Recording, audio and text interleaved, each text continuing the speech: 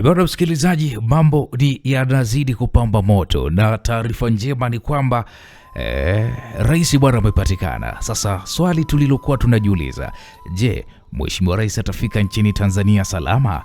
Nikakwambia usikose kufuatilia katika sehemu ya 18. Hatimaye mzigo huu hapa, sehemu ya 18, kigongo kitamu kabisa cha kuitwa The Evil Game kutoka kwake Edazaria G Msulwa. Langu jina naitwa Anko J Masimulizi. Bwana, karibu.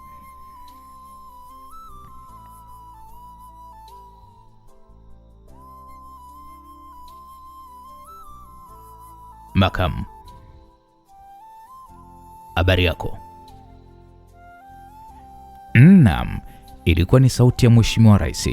Alizungumza hivyo na kumfanya makamu wa rais kuwanyoshea mkono waliopo ndani ofisi hiyo. Walikaa kimya kumsikiliza rais. Sasa jambo moja ni hivi. Nashukuru kwa timu nzima mliokuwa mmeituma. Mimi na familia yangu tuko salama na tunatarajia kufika nchini Tanzania ndani ya muda mchache ujao. Mheshimiwa, unasema kweli? Ndiyo makamu wa rais, niko njiani hivi sasa, narejea nyumbani Tanzania. Karibu sana Mheshimiwa Rais. Karibu sana, na sisi tunakusubiri. Naam.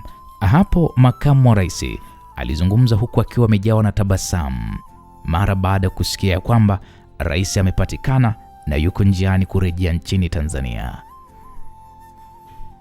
Sasa labda nikwambie kitu kimoja makamu. Mimi nashukuru sana kwa hilo, na ningependa kupokelewa kimya kimya pasipo macho ya kamera za waandishi wa habari. Nataka nipokelewe kimya kimya pale airport. Hilo mkuu, andika limetekelezwa kwa 100%. Tutakuja sisi kama sisi kukupokea mheshimiwa. Nashukuru sana. Asante sana mheshimiwa. Karibu sana nyumbani. Basi tutaonana baada ya muda mchache. Nina mengi sana ya kuongea na nyinyi. Karibu sana Mheshimiwa Rais, karibu sana. Naam. Mheshimiwa Rais alikata simu hiyo na kisha akamrudishia Nadia, huku uso wake ukiwa umejawa na furaha kubwa mno. Kiukweli sina cha kusema zaidi, tunashukuru. Mmerejesha furaha iliyopotea moyoni mwangu. Mmerejesha tabasamu lililoondoka kwenye nyuso za watumishi wangu. Labda nikwambie kitu kimoja Mheshimiwa Rais. Hilo ndo jukumu letu Scorpion. Tuna imani huu utakuwa ni ushirika mzuri kati yetu. Ni kweli kabisa, kwa 100% nitakuwa niko na nyinyi Scorpion. Naam. Hapo Mheshimiwa Rais alizungumza na kumhakikishia Nadia kujiunga nao kwenye chama cha Scorpion. Naam, msikilizaji, upande wa pili tunapata kumwona Ryan akizungumza huku akiagana na Naima. Naima, kuwa makini. Okay, poa. Nadhani tutaonana Tanzania. Ndio, okay, sawa, kwa heri. Naima aliondoka na mlinzi wake pamoja na mtoto wa Mheshimiwa Rais. Walifanikiwa kupita salama eneo la ukaguzi bila hati ya kusafiria ya mtoto wa rais kushtukiwa. Wakaingia kwenye ndege na safari kuelekea nchini Tanzania ilianza.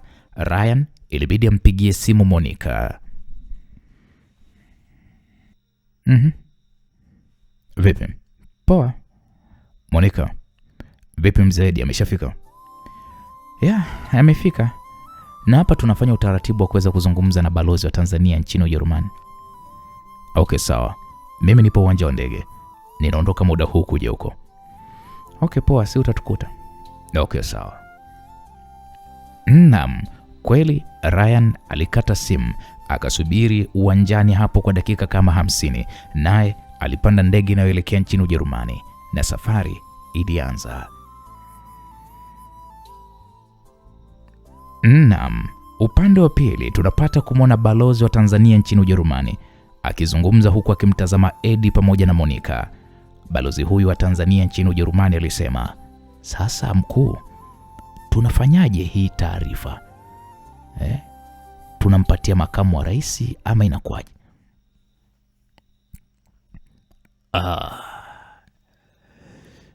Ni kwamba rais amepatikana, hivyo tutasubiri akae sawa na tutalitangaza baada ya hapo. Naam, mzee Edi alizungumza hivyo. Aisee, ni jambo la kumshukuru Mungu kwa kweli. Kama mheshimiwa rais amepatikana, unajua, kwa sababu tulijawa na hofu sisi watumishi wake. Ni kweli kabisa unachokisema. Hili swala la msiba nitaliwakilisha mimi mwenyewe, nitaliwasilisha mimi mwenyewe kwa rais. Hivyo kwa sasa naomba libaki tu kati yetu. Mzee Edi alizungumza huku akimtazama Monica pamoja na balozi. Wakamwitikia sawa mkuu. Monica, ebu naomba tuzungumze. Kweli mzee Edi pamoja na Monica walisogea pembeni na kumwacha balozi alipokuwa amekaa kwenye mabenchi yaliyokuwa yanaelekea mochwari. Mzee alipofariki alitoa wosia gani? Kusema ule kweli sijajua aliongea kitu gani, ila kwa maelezo ya madaktari walisema kwamba walimkuta hali yake imebadilika mara baada ya kuzungumza na simu. Alikuwa anaongea na nani kwenye simu? Alikuwa anaongea na Ryan, ila nahisi kama vile alikuwa anamuaga kwa sababu mzee alikuwa katika hali mbaya sana, na kabla sijatoka odini aliniomba namba ya Ryan ambaye kwa muda huo alikuwa Colombia, alikuwa yuko pamoja na Nadia. Okay, sawa. Ebu nisindikize nikamwone kule mochwari. Naam, msikilizaji, wakaongozana mpaka ndani ya mochwari, wakapelekwa katika freezer lililokuwa limehifadhia mwili wa mzee Max. Likafunguliwa, wakauthibitisha mwili ndo mtu mwenyewe husika. Okay, tunashukuru. Edi alimshukuru mtunza maiti na kisha wakatoka nje. Kwa maana hiyo madaktari wameshaandaa ripoti ya kifo cha mzee Max? Wanaendelea kuiandaa. Sawa basi, acha mimi nikazungumze na waziri mkuu wa Ujerumani, tuone ni kwa namna gani anaweza kaagwa hapa, kwa sababu anawafanya kazi na pia familia ya mkewe si iko hapa Ujerumani. Ndio. Sawa basi, tutawasiliana baadaye Monica. Edi akaondoka eneo hilo akiwa mwongozana na walinzi wake na kumwacha Monica na balozi hospitalini hapo, huku nao wakiwa na walinzi wao. Msikilizaji, upande wa pili tunapata kuona uwanja mzima wa JK Nyerere ukiimarishwa ulinzi na serikali. Wadunguaji wa vikosi maalum vya makomando vikaandaa pale mazingira ya usalama kuhakikisha rais anafika nchini pasipo kupata shambulizi lolote. Hata wafanyakazi wa uwanjani hapo na abiria wengine walijawa na mshangao mkubwa mno, maana makomando walikuwa ni wengi. Mwanamama mmoja ambaye ni abiria alimuuliza mhudumu wa ndege kwamba samahani, hivi ni nini kinachoendelea? Mbona makomando ni wengi hapa uwanja wa ndege? Mhudumu wa ndege akasema hata sisi hatujui, ila tutawapatia taarifa. Kweli bana, makomando hao walikuwa wamevalia nguo za kijeshi pamoja na kofia nyekundu, waliendelea kuimarisha ulinzi, huku wengine wakiwa na mbwa wakubwa wenye uwezo wa kunusa hatari ya bomu la kutegwa, na pia mbwa hawa wana mafunzo maalum ya kumshambulia adui mwenye silaha na pia kumgundua adui mwenye silaha. Rubani mkuu akawatangazia abiria waliopo kwenye ndege ya Nadia wafunge mikanda yao, kwa sababu walikuwa wamebakisha dakika chache sana ndege kutua katika uwanja wa ndege wa Mwalimu Julius Kambarage Nyerere. Rais akamtazama mkewe ambaye alikuwa ametoka usingizini lisali moja lililokuwa limepita. Alimshika kiganja chake huku kila mmoja akiwa amefunga mkanda wa siti aliyokuwa ameikalia. Taratibu ndege ilianza kupunguza futi za kukaa angani, na ndani ya dakika kadhaa ikagusa kwenye ardhi ya Tanzania, huku rais akitazama dirishani jinsi ulinzi ulivyokuwa umeimarishwa uwanjani hapo. Taratibu ndege hii iliyopanda rais ikaelekezwa mpaka eneo ambalo inapaswa kuweza kusimama. Nadia akasema, kabla hujashuka, nina taarifa napaswa kuweza kukupatia. Nadia alizungumza huku akimtazama rais. Rais akasema, taarifa gani tena?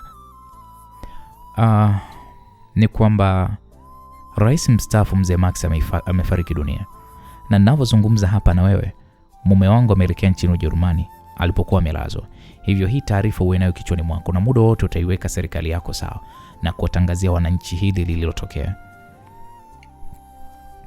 Rais hapo kwanza alishusha pumzi taratibu, kwani ilikuwa ni taarifa nzito mno kwa upande wake. Okay, sawa. Je, na mtoto wangu vipi? Mwanao analetwa na Naima hapa nchini, hivyo watafika nao mara baada ya masaa kadhaa. Okay, sawa. Mimi nimekuelewa sana Nadia, na ninashukuru kwa kila jambo kwenye kunisaidia. Usijali, tuko pamoja. Nadia akampa ishara komando wake mmoja, akafungua mlango wa ndege. Akatangulia Ruben na Bobby kutazama hali ya usalama, huku kila mmoja akiwa na bunduki, nyuso zao wakizifunika kwa maski walizokuwa wamezivalia mara tu baada ya ndege hiyo kusimama, kwani kwa usiri wa majukumu yao hawapaswi kuonekana nyuso zao. Nadia naye akavalia maski usoni mwake. Walishuka ndani ya ndege, huku rais na mkewe wakiwa wamemweka mtu kati.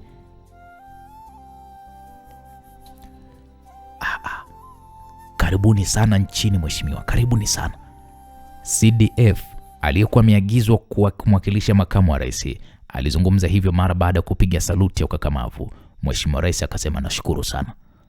Rais na mkewe waliingia katika gari maalum lililokuwa limeandaliwa wao kupanda, huku Ruben akipanda pia katika gari hilo, akikaa siti ya mbele pembeni ya dereva. Msafara wa rais ukaondoka uwanjani hapo, huku Nadia na timu yake makomando watatu wakiwa katika gari jingine, huku Roy na Bobby nao wakiwa katika gari jingine. Ulikuwa ni msafara mzuri tu. Msafara ulienda mpaka wakafika Ikulu na rais akapokelewa pale na makamu wa rais. Moja kwa moja rais akapelekwa katika makazi yake yeye na mkewe. Mara baada ya kuoga na kupata chakula, daktari wa serikali alianza kuwafanya vipimo vya magonjwa yote kuhakikisha afya mheshimiwa rais na mkewe kama ziko salama.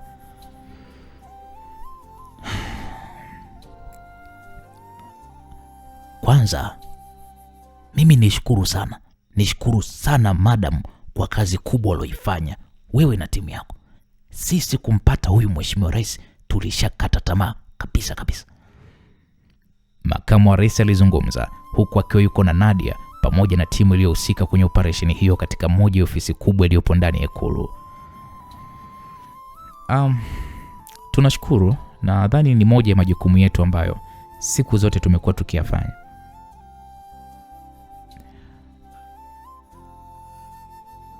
Kama hujamweleza rais, basi nitamweleza mimi juu ya Scorpion.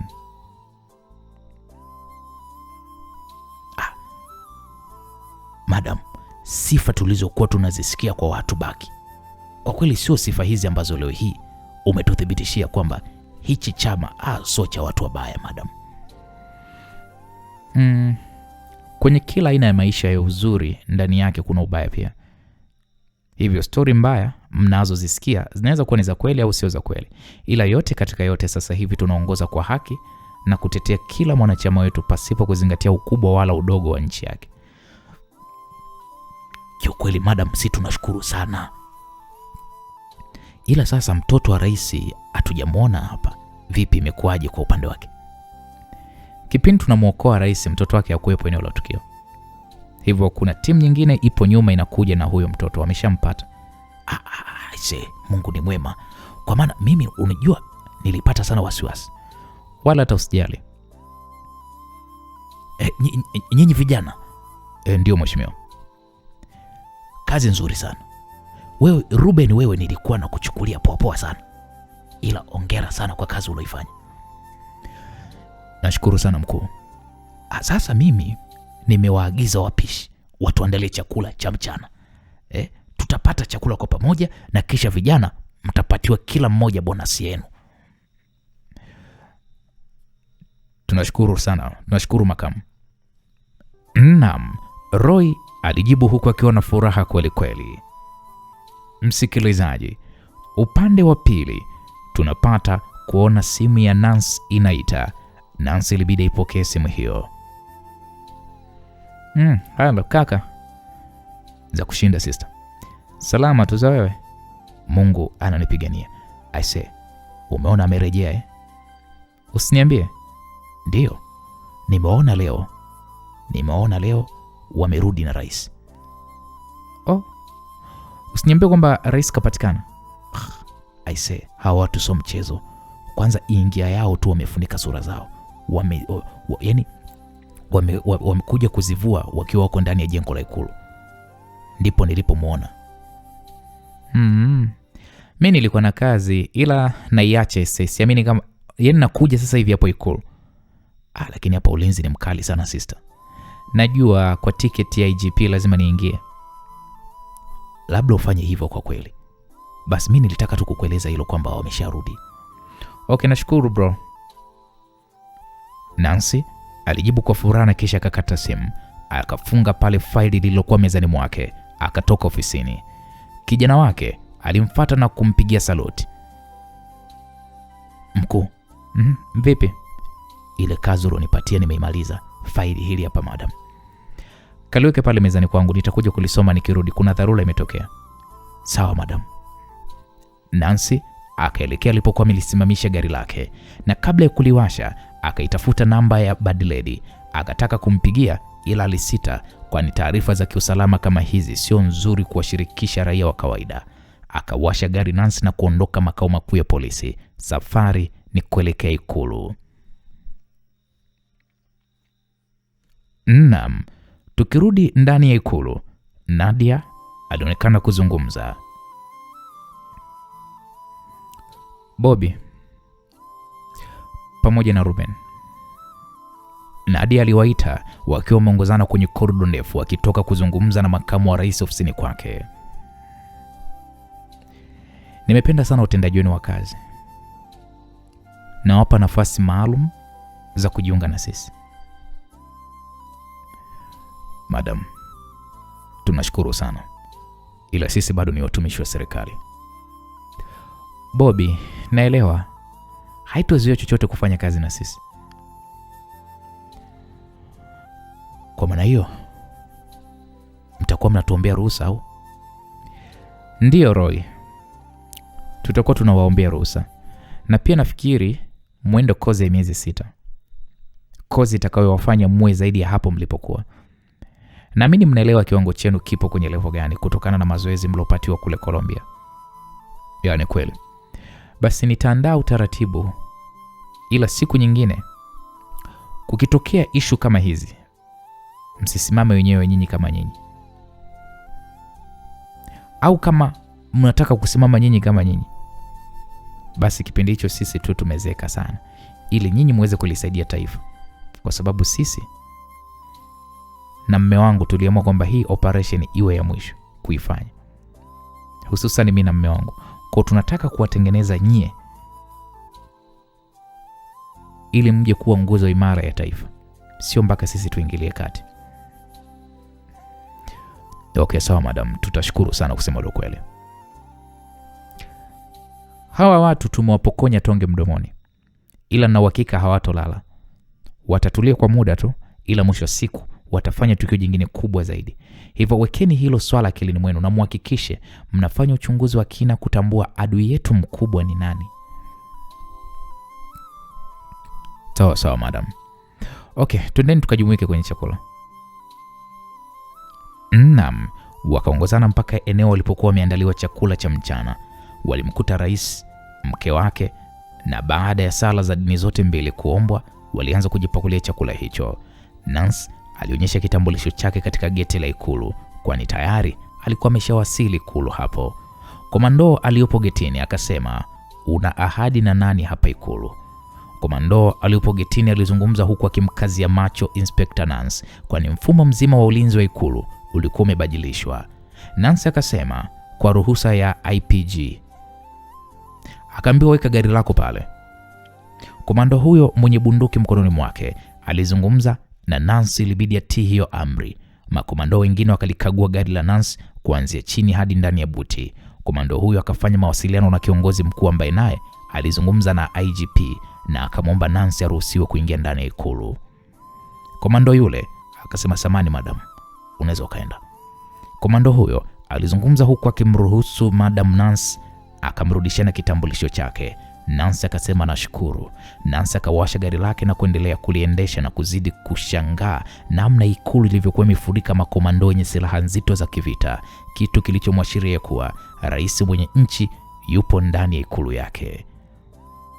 Nancy akafuata maelekezo ya mwongoza magari, akasimamisha gari lake kwenye maegesho maalum na kisha akashuka. Akapokelewa na mlinzi wa IGP, akapelekwa mpaka ofisi, yani akapelekwa kwenye eneo alipo IGP.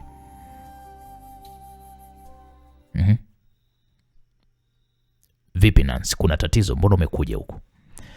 Hapana mkuu, nimekuja, kuna mtu nimekuja kumwona. Wewe mbona una hatari hivyo? Nilijua una jambo la kuripoti kwangu. Hapana mkuu, naomba nisamee kwa hilo.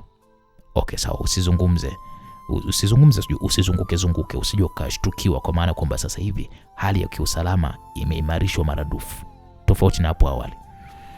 Okay sawa mkuu, nimekuelewa. Usikae mbali na mimi. Sawa mkuu. Nancy alijibu huku macho yake yakiangaza eneo hilo kumtafuta Roy na wenzake, ila hakumwona Roy.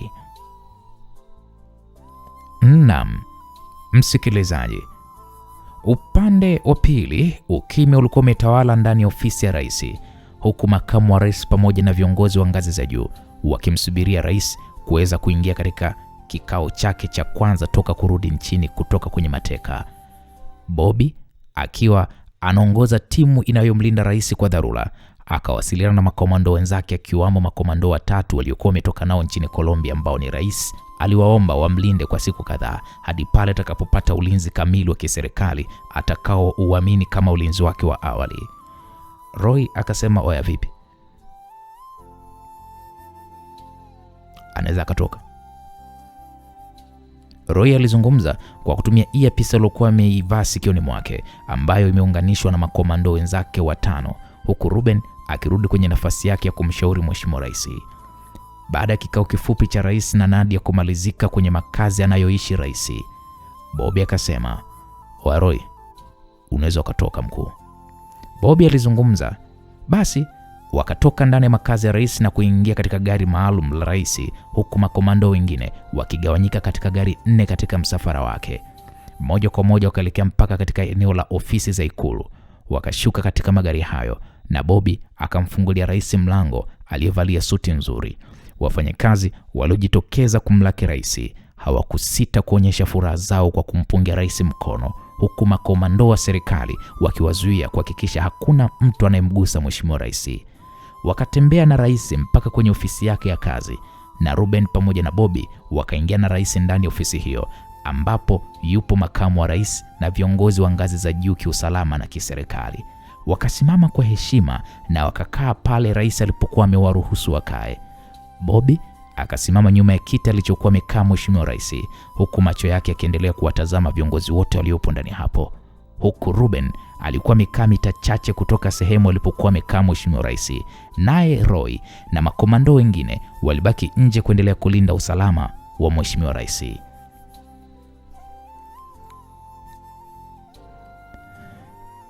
Habari zenu ndugu viongozi. Salama tu mheshimiwa, viongozi wote walijibu, huku wengi wao wakiwa wamempita rais kiumri. Kwanza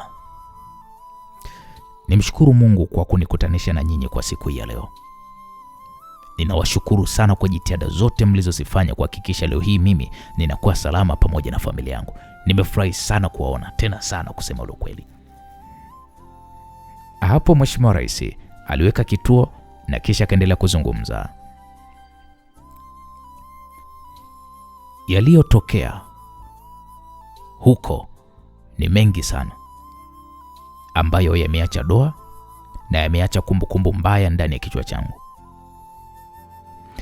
Ningependa kuyazungumza kwa leo, ila sasa leo ninakosa hamu ya kuyaongea, kwani yataleta majonzi ambayo nahitaji msaada mkubwa sana wa kisaikolojia kuhakikisha ninayapunguza na kuyaondoa kabisa akilini mwangu.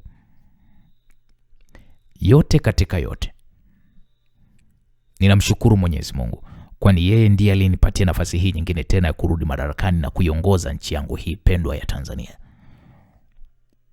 Ila lengo la kuitisha hiki kikao cha dharura ni kuwapa taarifa kubwa sana ambayo niliipata nilipokuwa njiani narudi nchini Tanzania. Nchi yetu imekumbwa na msiba mzito. Msiba wa rais aliyeondoka madarakani awamu ya pili kutoka awamu yangu na awamu iliyopita. Nimepokea taarifa ya kuaminika kwa 100% kwamba rais mstaafu Rais Max amefariki dunia. Tusikilizane jamani, msianze minong'ono. Ninaamini wengi wenu mnafahamu Rais Max, mnamjua, na wengi wenu mmefanya naye kazi kwenye serikali yake kwa miaka yake yote aliyoitawala na kuiongoza nchi katika mfumo mzuri wa kisheria. Msiba wake utakuwa ni msiba wa kitaifa. Makamu wa rais, wewe utasimamia kamati nzima ya mazishi, kuanzia kutuma timu ya viongozi kwenda nchini Ujerumani kupokea ule mwili, ambapo nimeelezwa na timu ya watu waliopo kule kwamba utaagwa na wanafamilia pamoja na serikali ya Ujerumani, na kisha mwili utaletwa hapa nchini Tanzania kwa ajili ya kuagwa na kuzikwa. Kwa hiyo makamu wa rais utaunda kamati hiyo kusaidiana na waziri mkuu. Naamini wananchi wana hamu kubwa sana ya kusikia sauti yangu ili kuliondoa taifa kwenye wakati wa kujiuliza maswali mengi. Hivyo nitaongea na taifa zima kwa kupitia vyombo vya habari leo saa 2 usiku. Basi mpaka kufika hapo, mimi niseme na washukuru sana kwa uwepo wenu na Mungu awabariki. Mipango mingine ya kikazi nitazungumza na makamu wa rais mara baada ya hiki kikao. Naam, msikilizaji, rais akawaruhusu viongozi wengine kutoka ofisini hapo. Akabakia na makamu wa rais ambaye alianza kumwelezea utaratibu mzima uliotumika kuanzia siku aliposhambuliwa kwenye msafara wake. Sawa, sasa makomando wote wamezikwa kwa heshima zote? Ndiyo mheshimiwa, wote wamepewa heshima yao iliyostahili kwenye maziko yao. Naam. Rais alipojibiwa hivyo alijikuta kikunja ngumi kwa hasira mkononi mwake, kwani amepoteza watu wengi mno watu wa karibu yake amepoteza mno, ambao walifanya nao kazi vizuri sana. Wote amewapoteza. Mkuu. Naam. Mkuu, umeweza kumfahamu adui yetu, kwa sababu usije ukawa umerudi alafu yeye adui yetu akajipanga kivingine kuja kutushambulia. Hapo mheshimiwa rais alimtazama makamu wake wa rais ambaye ukiachana na vyeo ila ni rafiki yake wa muda mrefu sana, na yeye ndiye ambaye anamsaidia kwa kiwango kikubwa mno kuingia katika siasa. Nadhani huyo tutamshughulikia. Yaani hilo swala la msiba likisha tu basi nitakueleza kwa kina. Sawa mkuu, na niliongea na Madam Nadia ambaye pia niliidhinisha kuwa yeye kuwachukua vijana alowahitaji. Je, amekueleza kuhusiana na masuala mazima Scorpion? Nadia ndio kaniambia issue za Scorpion tutajiunga nao rasmi mara baada ya kijana wangu kufika nchini Tanzania. Basi sawa mkuu, hakuna tatizo. Nisikilize makamu. Kwa sasa wewe nenda kaandae kamati, na kisha majira ya saa 2 za usiku hebu niandalie waandishi wa habari hapa Ikulu. Nahitaji kuongea na wananchi. Sawa mheshimiwa, hakuna tatizo. Alafu pia makamu, naomba uniletee kitabu cha orodha ya waliofariki pamoja na picha za mazishi yao. Sawa mheshimiwa, kiko tayari. Mimi nitakileta muda so mrefu. Okay, nashukuru sana. Hapo makamu wa rais alitoka ofisini hapo na kumwacha mheshimiwa rais akiwa na Bobby pamoja na Ruben. Vipi, mmepata chochote kutoka kwa hawa viongozi? Rais alimuuliza Bobby pamoja na Ruben. Ruben akasema, hapana mheshimiwa. Wote hawa wanaonekana kuwa na furaha. Hakuna aliyehusika kwenye swala zima la kukuteka. Ina maana kwamba yule pacha wangu hana watu wanaofanya nao kazi ndani ya serikali yangu? Mheshimiwa, tutaendelea kuwachunguza mkuu, kwa sababu moyo wa mtu ni kichaka. Unaweza ukacheka naye ila nyuma akawa na mipango yake mibaya. Je, swala la kujiunga Scorpion ni sahihi mimi nijiunge nao na hao Scorpion? Hapo rais aliuliza swali huku akimtazama Ruben na Bobby waliokuwa wamekaa kwenye viti vilivyopo mbele yake. Bobby akasema, mkuu, naweza nikaongea ya akilini mwangu? Ndio, ongea Bobby, usijali, zungumza. Mheshimiwa, sisi ndo tulikuwa tuna huyu madam pamoja na yule mume wake. Ukiachana mambo yote, ila hawa watu ni wazalendo sana wa hili taifa. Kitendo cha wao kurudi kuja kusaidia kupatikana kwako sio jambo jepesi kama vile tulivyokuwa tunaliangalia, kwa sababu adui alikuwa hatua 3 mbele yetu. Lakini kama ingekuwa sio wao, nikueleze tu ukweli Mheshimiwa Rais, hadi sasa hivi tungekuwa tunaendelea kukutafuta. Mimi na Roy ndo tulianza kuwa nao hao hapo awali kabla ya kuja kukutana na Ruben. Mlikuwa nao kivipi? Hebu mwite kwanza Roy. Mwite Roy aje. Hapo rais alizungumza na Bobby akamwita Roy kwa kutumia vifaa walivyokuwa wamevivaa masikioni mwao. Roy dakika hiyo hiyo akaingia hapo na kisha akakaa katika kiti kingine. Roy akasema, ndio mheshimiwa, nimeitikia wito. Nimewauliza hao wenzako hapa kuhusiana na swala la mimi kujiunga na Scorpion. Nataka kusikia mapendekezo yenu kwanza, alafu ndio tuendelee kumsikiliza Bobby. Endelea Bobby. Mheshimiwa, mimi na rafiki yangu Roy ndio watu tuliokutana na Madam Nadia pamoja na Ryan kwenye kipindi ambacho maisha yetu yalikuwa yako ukingoni. Yule ustadhi sijui shehe kule Somalia alitupeleka kwenye mdomo wa mamba, na tuna imani kabisa yule shehe tulifanya operation ile kwa malengo yake binafsi. Na mtu mmoja tuliweza kumgundua ya kwamba ni mhusika ule mpango wa kutengeneza ugonjwa ule, anaitwa The Evil Game.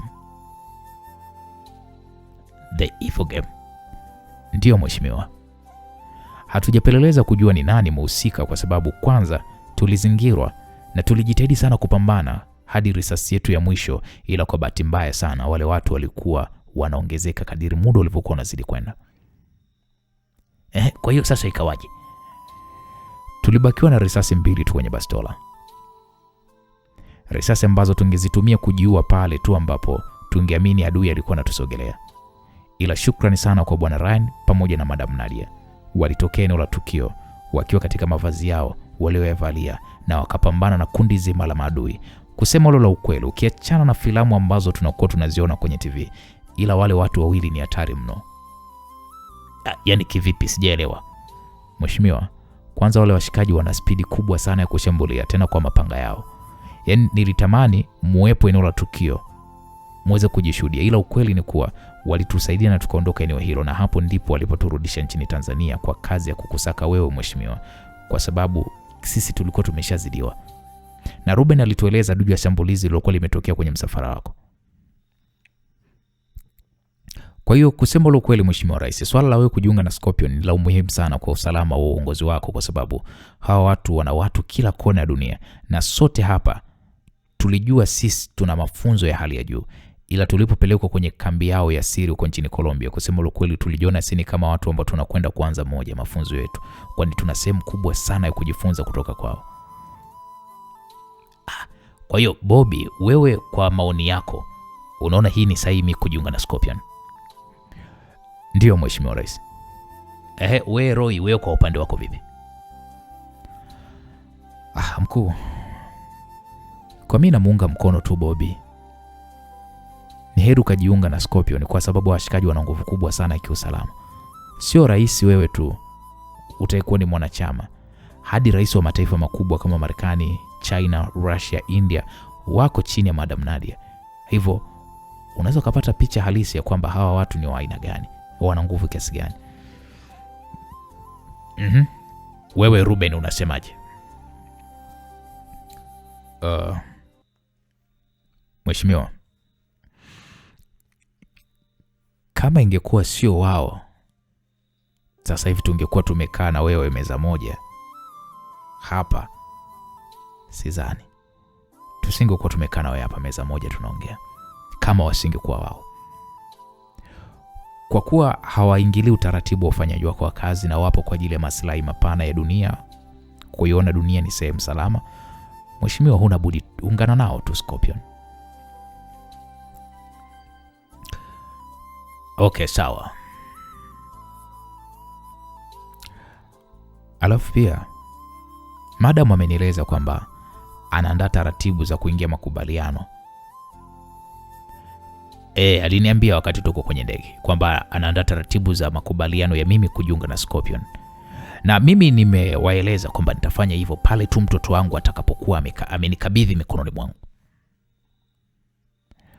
Basi sawa mheshimiwa, hilo ni jambo zuri pia.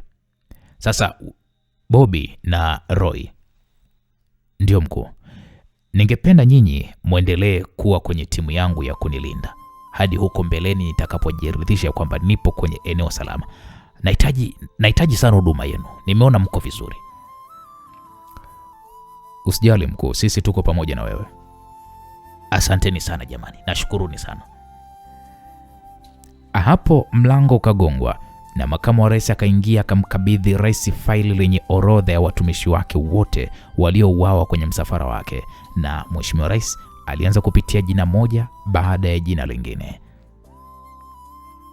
Naam, upande wa pili, akiwa amevalia kofia iliyokuwa imeshuka kidogo usoni mwake, bidada Naima akiwa na mtoto wa rais na mlinzi wake walishuka katika ndege waliokuwa wamepanda majira ya saa 2 za usiku, wakapita kwenye eneo la ukaguzi kama abiria wengine. Naima akasema, macho yako yawe wazi. Naima alimwambia mlinzi wake huku akiendelea kutembea kwenye eneo la kwenda nje. Mlinzi wake akamwambia sawa madam. Nadia akawaona Naima na mtoto wa rais pamoja na mlinzi wake, akawanyoshia mkono na wakamfuata mpaka sehemu alipokuwa amesimama. Nadia aliwakaribisha huku akizungumza akiwa na timu yake ya walinzi wa kike wapatao 5 ambao nao wamefika nchini Tanzania masaa 3 yaliyopita. Naima akashukuru kwa kusema asante. Wakaingia kwenye magari 4 ambayo Nadia alikuwa amefika nayo hapo uwanjani hapo na walinzi wake. Nadia akasema, Ryan amenitumia ujumbe kwamba ameshafika Ujerumani. Nadia alizungumza huku akiwa amekaa siti ya nyuma na mtoto wa rais waliokuwa wamemweka katikati ndani ya gari hilo. Naima akasema, vipi? Wameshaelezwa juu ya kifo cha mzee Max? Hebu ongeza sauti. Nadia alizungumza na dereva akaongeza sauti ya taarifa iliyokuwa inarushwa muda huu kwenye TV iliyomo ndani ya gari hiyo. Wote wakamwona rais akiwa katika eneo maalum ambalo rais hutoa hotuba kwa wananchi kupitia vyombo vya habari, na rais alisikika akisema, ndugu wa Tanzania, ni furaha yangu kuzungumza nanyi kwa siku hii ya leo. Ninashukuru Mungu wa mbinguni kwa kuniwezesha kusimama tena eneo hili na kuzungumza nanyi. Mimi na familia yangu tuko salama, na ninashukuru timu nzima ya makomando waliohusika kwenye operation ya kunikomboa kule nilipokuwa nimetekwa. Tupo wazima kiafya na Mungu anaendelea kutupigania. Ndugu zangu wa Tanzania, nimepokea taarifa za majonzi. Tumeondokewa na aliyekuwa rais mstaafu mzee Max. Kifo cha mzee Max kimetokea nchini Ujerumani alipokwenda kupatiwa matibabu ya kiafya. Kwa hiyo ndugu zangu wa Tanzania, msiba huu ni mzito na umekuja kipindi ambacho nchi yetu ina kumbukumbu ya tukio la kigaidi la kutekwa kwangu na watumishi wangu nilioambatana nao kwenye msafara wangu, na wameuawa. Ni waahidi wa Tanzania wenzangu, damu za watumishi wangu wale hazitokwenda bure. Tutatumia kila aina ya uwezo tulionao, kwanza kujilinda na kusitokea shambulizi jingine, lakini pili, wale wote waliohusika kwenye shambulizi lile la kigaidi wanasakwa, iwe ni baharini, iwe ni ardhini, iwe ni angani. Ni lazima tuwakamate na kuwafikisha kwenye vyombo vya sheria ili iwe funzo kwa watu wengine wanaojipanga kufanya maovu kwa serikali yetu. Basi hawatakiwi kuweza kurudi tena. Naam, mpaka kufika hapo, rais alikuwa anazungumza kwa msisitizo na kumfanya Nadia kushusha pumzi taratibu, huku akitazama gari zake zikiwa zimesimama kwenye geti la kuingilia Ikulu, na taratibu zikaanza kuingia ndani ya Ikulu mara baada ya kuruhusiwa na makomando waliokuwa wanalinda Ikulu hiyo. Naam, msikilizaji, upande wa pili, ofisi yenye giza kiasi, huku mwanga wa TV ukiwa ndio umetawala ndani ofisi hiyo, aliingia mwanaume aliyevalia suti na kukisogelea kiti cha kuzunguka kilichokaliwa na mtu aliyeshika sigara kubwa, sigara inayofuka moshi mwingi, huku akifuatilia hotuba ya Mheshimiwa Rais wa nchi ya Tanzania. Mkuu,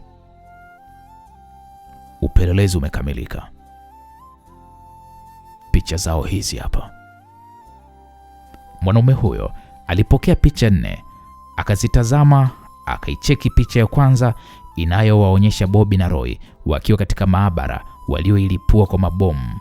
Alafu picha ya pili na ya tatu na ya 4 inamuonyesha Ruben, Roy, Spana, Nancy na Bad Lady wakiwa nchini Afrika Kusini kwenye maeneo mbalimbali wakistarehe. Na ndipo taratibu mwanaume huyo akaichukua sigara yake, akaikita kwenye picha ya Bobby na Roy huku akiwa na hasira vibaya mno. Mwanaume huyo akasema, nahitaji hawa watu wawili watekwe wakiwa wako hai. Hawa wote ni vimada ambao ninawahitaji ni waue kwa mikono yangu mimi mwenyewe. Narudia tena, hawa wanaume wawili na wahitaji wakiwa hai, na hawa vimada hao wengine wote na wahitaji ni waue kwa mikono yangu mimi mwenyewe. Sawa mkuu, natuma timu ielekee nchini Tanzania. Tuma timu, lakini sihitaji makosa kwenye hili. Narudia tena, hawa watu wawili na wahitaji, na hawa vimada wao na wahitaji ni waue kwa mikono yangu mimi mwenyewe. Mwanaume huyo alizungumza hivyo na kisha akaizima hiyo TV na kufanya eneo zima la ofisi yake kutawaliwa na giza totoro. Mwanaume huyo akaendelea kuvuta sigara yake taratibu huku moshi mwingi ukiendelea kutanda ndani ya hiko chumba.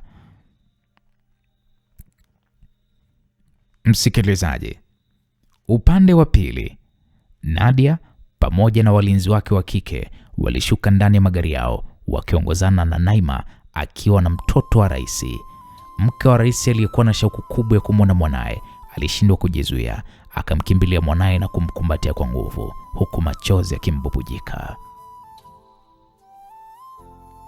Mwanamama Salu, yani mke wa rais, alishukuru huku akimtazama Naima na Nadia wakiingia sebuleni, huku mwanamama Saru kwa mara kadhaa alikuwa akimtazama mwanae na kumhoji maswali kama amepata madhara, ila mtoto alikataa kwa kusema hajapata madhara yoyote mwilini mwake. Mheshimiwa yuko wapi? Nadia aliuliza hilo swali kutaka kujua rais yuko wapi. Akajibiwa yuko ofisini kwake. Okay, sawa, acha sisi tuonane naye huko ofisini kwake.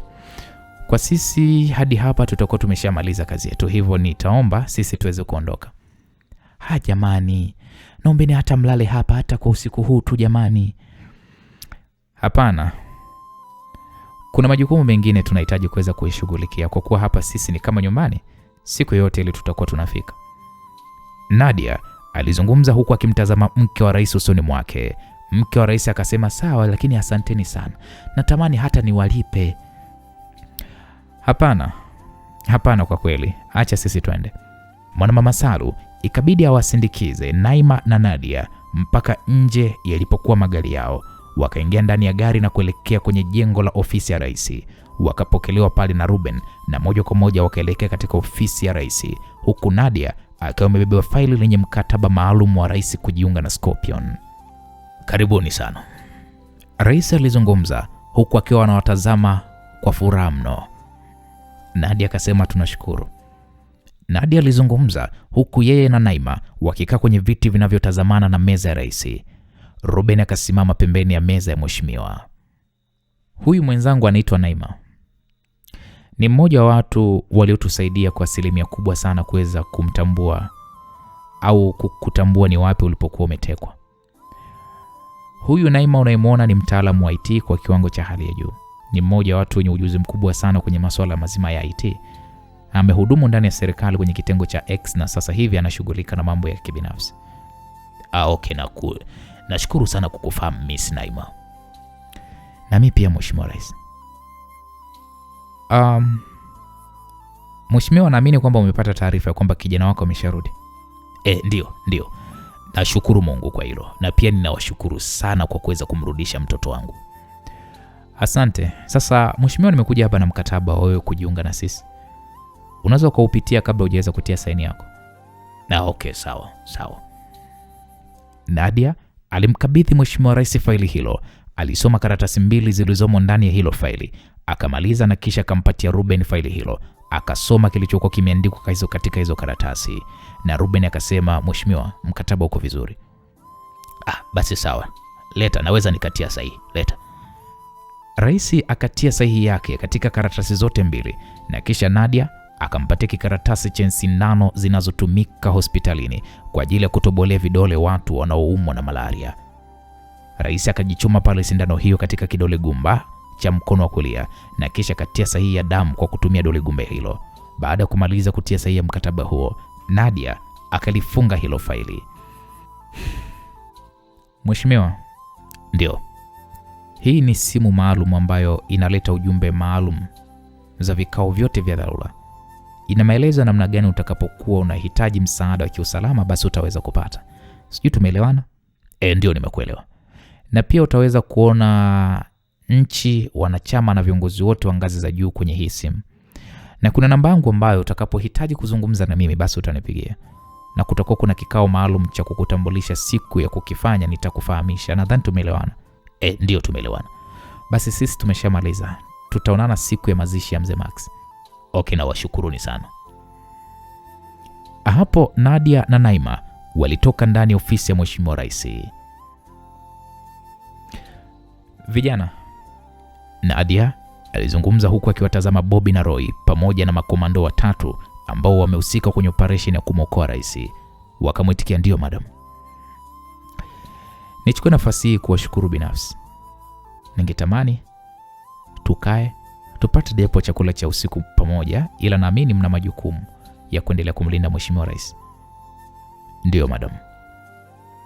Hapo Bobby alijibu, ila macho ya Roy muda wote alikuwa anamwangalia Naima ambaye alikuwa amevalia earphone masikioni mwake akisikiliza mziki huku akisubiria Nadia anayeongea nao apate kumaliza.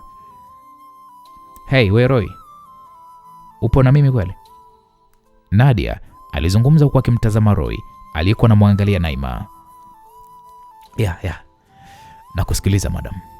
Okay, vizuri. Kesho tutakuwa tuna kikao. Muda na wakati ambao mimi nitawaambia ni wapi. Sawa? Tunashukuru madam. Niwatakie usiku mwema. Nadia alimaliza na kisha kaondoka wakiwa wameongozana na Naima. We Bobby, ile pisi mwanangu mimi nimeielewa. Roy alimnongoneza Bobby. Wewe mwanangu, acha zako mwanangu. VIP anatoka. Wote waliisikia sauti ya Ruben kwenye earpiece walizokuwa wamezivaa masikioni mwao na wakajiandaa. Yaani wakisema VIP anatoka maana yake ni kwamba rais anatoka. Na kweli rais akatoka akiwa ameongozana na Ruben. Tunampeleka rais nyumbani kwake, Ruben alizungumza, na kweli wakafika nje. Waliingia katika magari na kuelekea katika makazi ya rais aliyomo ndani ya ikulu hiyo hiyo. Wakamfikisha rais nyumbani kwake. Rais akasema, kiukweli vijana wangu ninawashukuru kwa kila kitu. Mmefanya kazi kubwa sana kwa siku nzima ya leo. Nitawaomba mkapumzike. Ruben, utawaongoza wageni watatu pa kwenda kupumzika. Wewe, Bobby na Roy mnaweza kuelekea nyumbani kwa ajili ya mapumziko. Kesho saa 5 asubuhi mnaweza mkafika hapa ikulu. Sawa mheshimiwa. Hapo rais aliingia ndani akiwa ameongozana na Ruben.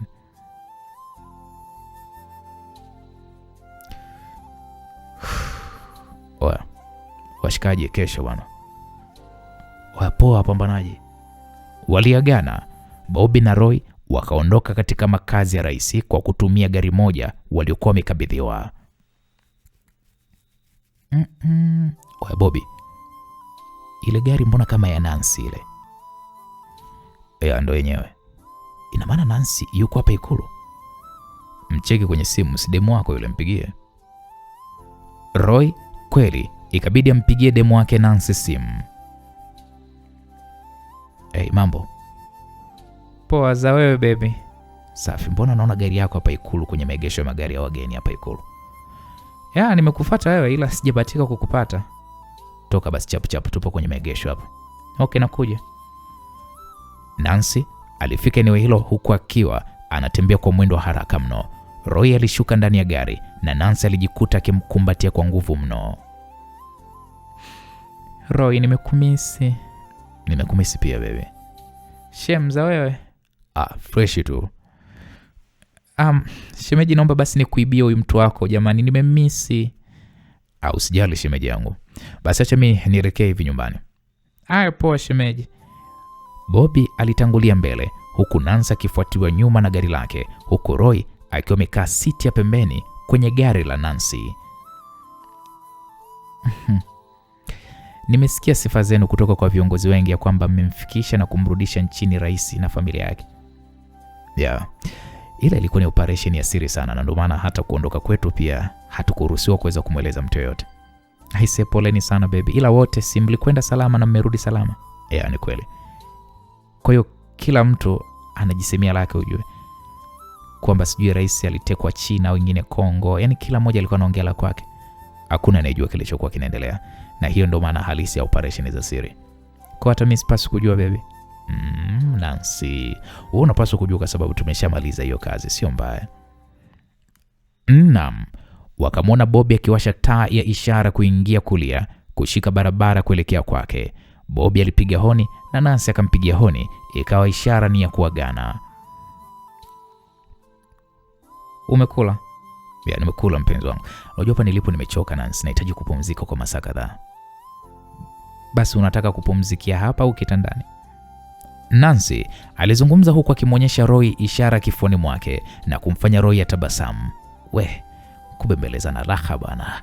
Wakafika nyumbani na mlinzi akawafungulia geti, wakaingia ndani, wakasalimiana pale na dada wa kazi, na moja kwa moja wakapitiliza chumbani ambapo Nancy akamvamia Roy, akaanza kumpiga mabusu ya nguvu kweli kweli, na taratibu si wakaangukia kitandani bwana.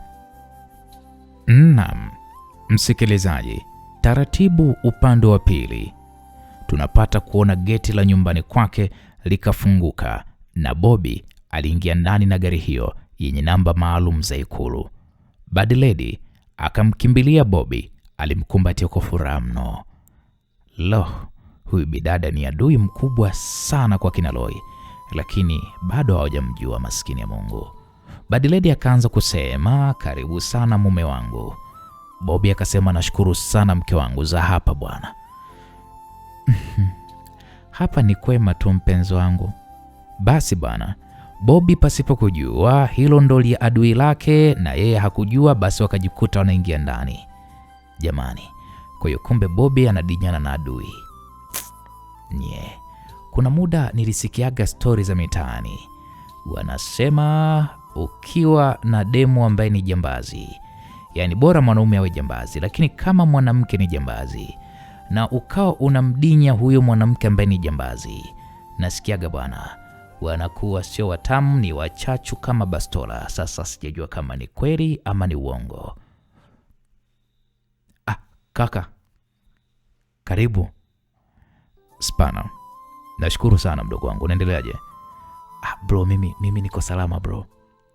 Okay, sawa. Acha mimi nikapumzike mdogo wangu. Mambo mengine nadhani tutaongea kesho. Sawa, hamna shaka mkaka mkubwa. Bobby, si kwa mapenzi unaambiwa, akambeba Bad Lady mikononi mwake. Wakaanza kupandisha ngazi kuelekea katika vyumba vilivyopo juu. Na hii ndo raha ya kudeti na mwanaume mwenye kufanya mazoezi. Mwanaume alijazia mwili, mwanaume mwenye six pack ndugu yangu, yani ni anakubeba. Ukitaka kwenda jikoni anakubeba. Ukitaka kwenda chooni anakubeba. Ukitaka hata kupanda kitandani kulala ni anakubeba. Sasa wewe nenda kadeti na kimkaka kenye mwili kama kankoje isimulizi. Akikubeba ndugu yangu, mnapepesuka, mnakula mweleka, mwisho wa siku mnakimbizana hospitalini. Basi bwana, Bobby alimbeba Bad Lady mpaka chumbani, akaenda kamlaza taratibu kitandani, huku kila mmoja akionyesha kuwa alikuwa na hamu na mwenzie. Ndani ya muda mfupi bwana, wakazama kwenye dimbwi zito la mapenzi. Unaambiwa Bobby alikuwa na ukame, aliupelekea moto mshindo mpaka Bad Lady akawa anamwambia baby, taratibu utamchomoa na mtoto mwenyewe. Bad Lady alikuwa anazungumza kwa sauti ya mahaba mara baada ya kuona spidi ya mwamba imekuwa ikitafuna kitumbua kwa kasi ya spidi ya 5G. Mshikaji alikuwa na upiru, fanya masihara nini. Jamaa alikuwa anapeleka moto mpaka bidada akawa anasema mtoto atatoka. Ilibidi sasa Bobby aombe radhi kwa kusema I'm sorry baby. Namalizia basi. Bobby Alizungumza hivyo huku akiwa anajisikia raha kubwa mno, raha ambayo wanaume wote huisikia pale wanapofika.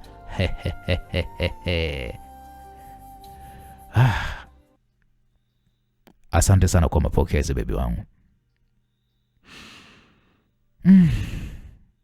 Nashukuru na wewe bebi wangu. Yaani umejua kunikuna pale nilipokuwa nawashwa. Hiyo ndo raha msikilizaji. Sio mtu unampigia bebi wako, unamwambia nimesafiri kwa ajili yako, unamwendea mpaka kule, alafu unafika kule unamwambia tuonane, mwanamke anaingia mitini. Shenzi kabisa. Raha ndo kama hii. Mwanamke anakupokea, mwanamke anakupa na kitumbua na kikula ndugu yangu mpaka unaenjoy. Wanaume ambao mnazimiwa simu pale mnapoenda kuwatembelea mabebi zenu, poleni. Alafu siku ya pili anaamka anasema bebi, unajua bebi jana ngwengwe. Shenzi kabisa. Vipi lakini Zapa? Sisi tuko poa.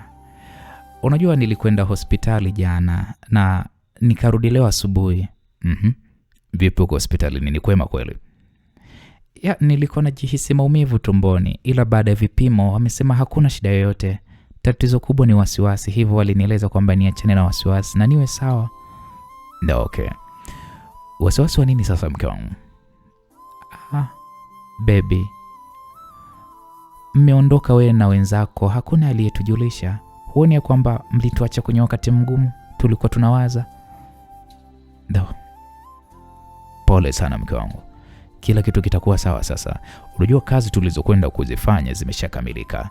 Na issue iliyobaki sasa hivi ni kazi ndogo tu ya kuendelea kumlinda Mheshimiwa Rais mpaka pale atakaporidhika na ulinzi atakaoweza kukabidhiwa na Ikulu. Vizuri mme wangu. Ila mimi nimeshauriwa kuanza kliniki mapema ili kuhakikisha mimba inakuwa vizuri. Okay, sawa, lazima tutaenda siku nikipata mapumziko. Ni sawa tu baby. Naam, basi bwana, wakaingia bafuni, wakaoga pamoja huku kwa mara kadhaa Badi Lady akiwa anamtazama Bobby usoni mwake, kwani uwepo wake katika operation ya kumwokoa rais umemfanya kuto kuamrisha rais kulindwa na kundi kubwa la walinzi ambao anajua kuwa wangefanya chochote iliwezekanalo kuhakikisha rais anabaki. Nimeanza kukupenda Bobby, ila usikae kwenye njia zangu. Hunijui. Nina safari ndefu sana nilipotoka na hapa nilipofika. Naam, Badi Lady alizungumza kimoyomoyo huku akisikilizia jinsi mikono ya Bobby ilivyokuwa inampaka sabuni mgongoni mwake taratibu kuanzia juu mpaka kwenye Naam, msikilizaji, upande wa pili tunapata kuona macho ya Monica yakamwona Ryan akitembea kwenye corridor ya hospitali iliyopo. Ryan akamwona sehemu alipokuwa amesimama Monica na walinzi wake. Walikumbatiana huku kila mmoja akimbusu mwenzie mdomoni. Pole kwa majukumu mme wangu. Nashukuru sana. Mwili wa mzee Max umeshahifadhiwa mochwari. Ndio, okay. Twende ukaone. Ndio, okay, sawa. Wakaongozana mpaka kwenye chumba cha kuhifadhia maiti. Waliingia ndani ya hiko chumba na mhudumu akawapeleka mpaka kwenye eneo ulipokuwa umehifadhiwa mwili wa mzee Max. Naomba tupishe tafadhali. Ryan alizungumza na yule mhifadhi maiti akatoka ndani hapo. Ryan akavuta pale draw hiyo yote na mwili wa mzee Max ukatoka wote ndani ya jokofu lile lenye baridi kali. Ryan, nini unafanya? Monica aliuliza huku akiwa amejawa na mshangao.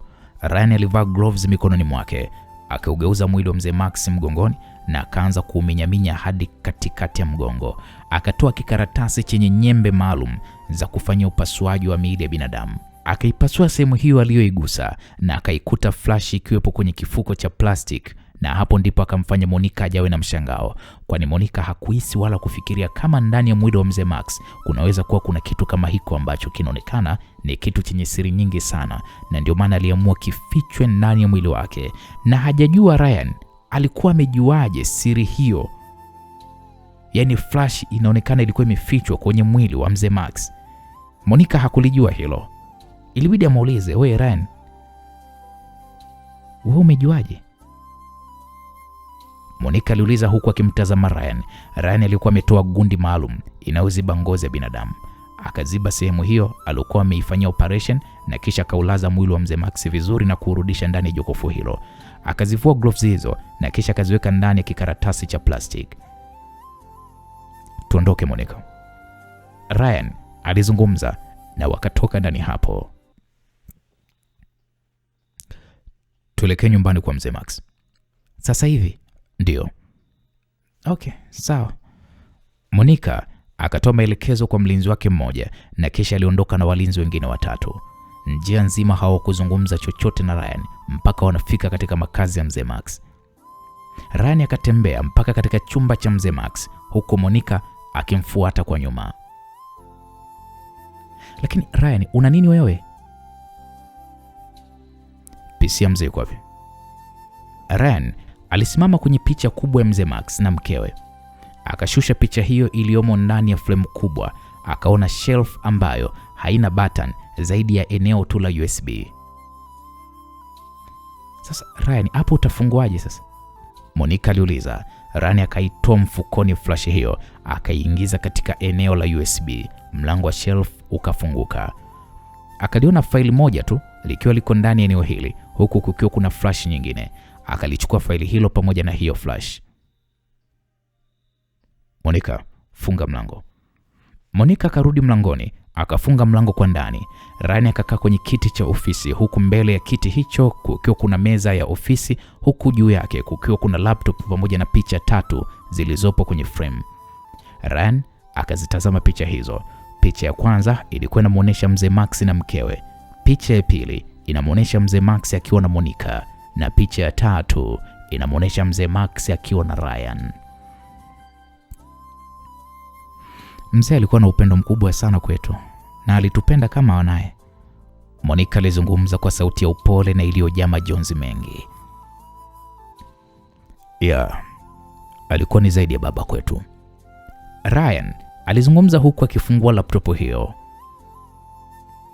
Neno la siri unaweza kulifahamu? Hapana, kwa kweli hata sijui. Ryan akafungua faili alilokuwa amelichukua. Karatasi ya kwanza inaonyesha akaunti nyingi za benki, viasi vya pesa vilivyomo kwenye akaunti hizo pamoja na majina ya benki hizo, na akaunti hizo zina majina ya kampuni za rais. Hizi ni kampuni za rais? Ndio, na pesa ambazo zinaingia kwenye kampuni zake. Ryan akafungua ukurasa wa pili uliojaa siri nyingi za kampuni za rais, biashara haramu anazozifanya, kitu ambacho kilimfanya Monica na Ryan kubaki midomo wazi.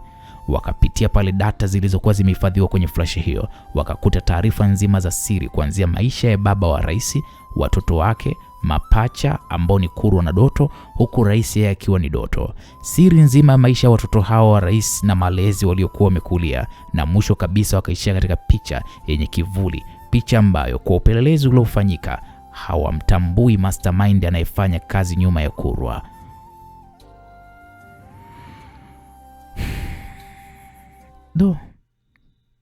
Kweli kwenye hii dunia kila mtu ana siri zake. Kumbe huyu jamaa ni mchafu kiasi hiki.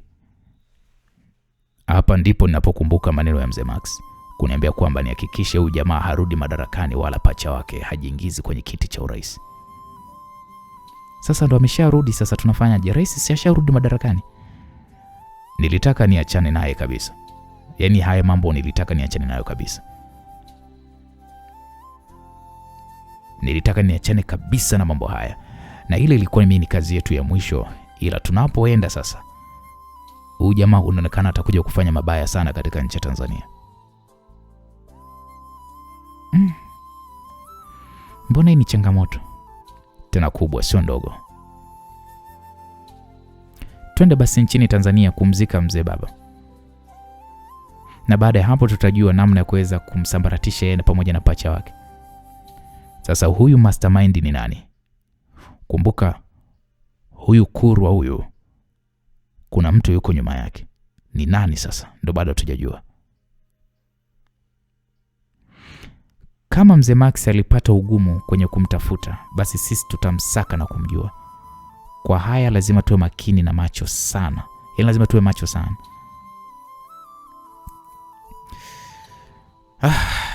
Shit.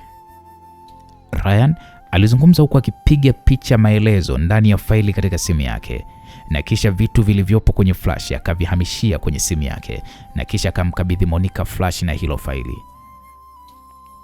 Nisikilize Monica, hivi vitu vitunze mpaka pale nitakapokupa green light. Okay, sawa. Vipi, uliongea na mama? Hapana. Vipi, kwani kuna nini? Hamna, ila tu aliniambia mtoto leo ameamka na homa, ila anaendelea vizuri. Nitawapigia baadaye nizungumze nao. Sawa, bebe wangu, hamna neno. Ryan alimtazama Monica usoni mwake, akaanza pale kumpiga mabusu taratibu kabisa. Tupo chumbani kwa watu bwana, sio vizuri. Ryan alifunika laptop hiyo, akaiweka katika shelf ya ukutani, akaifunga na kisha akairudisha picha alipokuwa ameitoa, na kisha flash aliyokuwa ameitoa mwilini mwa mzee Max ambayo ni kama funguo ya shelf hiyo aliificha eneo ambalo Monica ameliona, na kisha wakatoka chumbani hapo kwenye chumba cha mzee Max, wakaingia katika chumba ambacho ni cha wageni, huku kila mmoja akianza kuvua nguo zake haraka haraka, na wakajibwaga kitandani taratibu, wakaanza kupeana mambo. Asante mme wangu. Naam, ilikuwa ni upande wa pili. Ilikuwa ni sauti ya mke wa rais, Mwanamama Salu, alizungumza huku akimwagikwa na jasho jingi. Mtanange aliyoupiga na rais ulikuwa umemfanya mwili wake kuchangamka.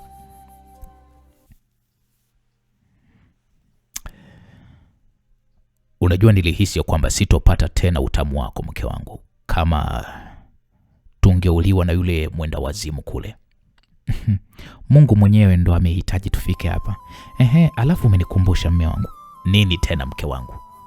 Mimi sio mke wako kwani? Sio mke wangu? Sijakuelewa. Wewe ni mke wangu. Sasa kama mimi mke wako,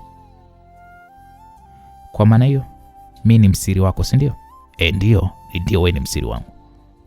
Naomba unieleze juu ya ile kauli yako uloniambia kwamba kila mfanyabiashara mkubwa nyuma yake kuna ubwagaji wa damu. Tafadhali mmangu, nataka kujua. Hapo Mwanamama Salu alizungumza kwa sauti laini huku akiwa anampapasa kifua mumewe. Hebu nakuomba uniamini mke wangu, kama unavyoniamini siku zote kwenye kila mambo. Tafadhali hebu niamini basi. Rais alijivuta kidogo na kisha akaegemea kitanda huku mkewe akimlalia mapajani. Akajifikiria pale kwa muda. Unatambua juu ya utajiri huu mimi nimerithi kutoka kwa baba, si unalijua hilo? Ndio, naelewa. Babangu hakuwa mtu mwema. Alinifundisha ukatili na jinsi ya kudili na watu wabaya toka nilipokuwa kijana mdogo.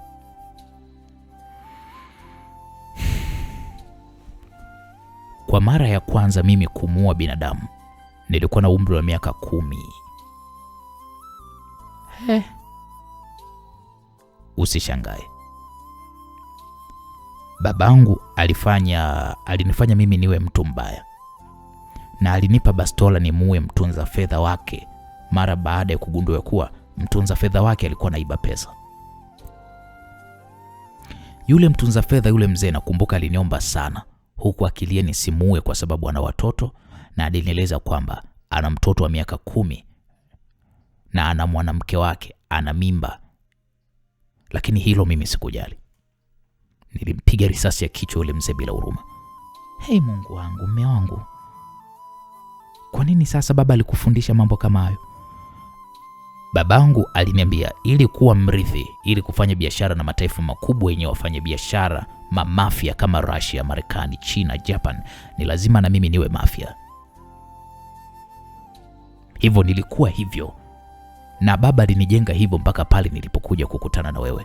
Ndipo nilipojitambua kwamba mimi sio mtu mbaya.